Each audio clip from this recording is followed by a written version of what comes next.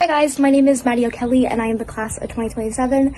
I did a video project on mobility aids and why mobility aids, how they help the disabled community and also their experiences being disabled.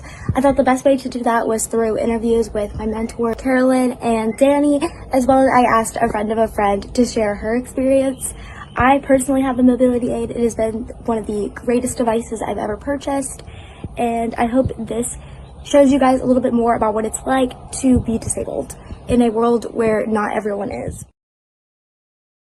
Kenny Bronson. I have cerebral palsy, which is something I've had since birth, and I've been walking on crutches since I was 3 years old.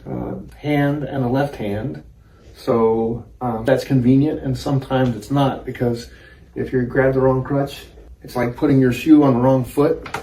The crutch tips are special crutch tips. They're called tornado crutch tips, and they are, I think, 10 times more slip resistant than regular crutch tips.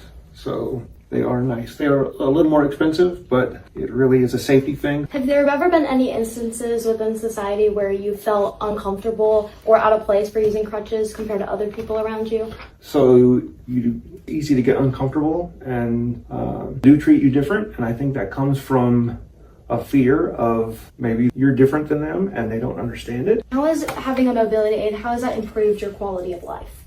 Well, interesting, because I know people with the same disability who have it more severely. I'm very blessed to be able to be ambulatory, even with help. And I don't think about it because I've had it my whole life.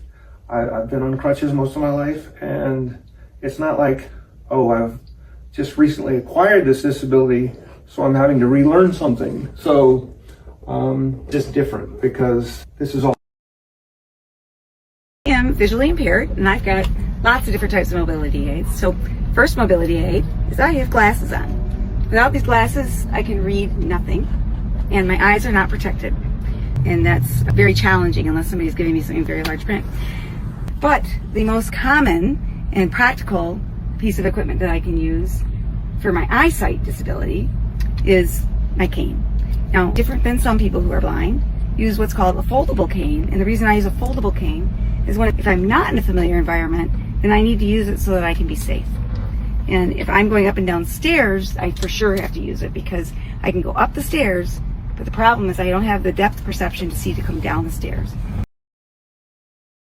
I'm Alyssa and I have POTS, which is short for postural orthostasis posture syndrome. Basically, it means my body has a hard time regulating blood flow when I stand up, which makes me really dizzy, tired, and sometimes I feel like I'm gonna pass out. That's why I use a rollator.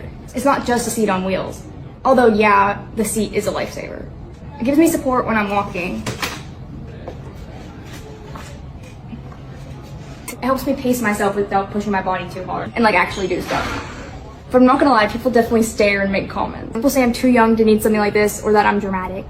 No, this is literally what helps me function and live my life. I don't use it because I'm giving up.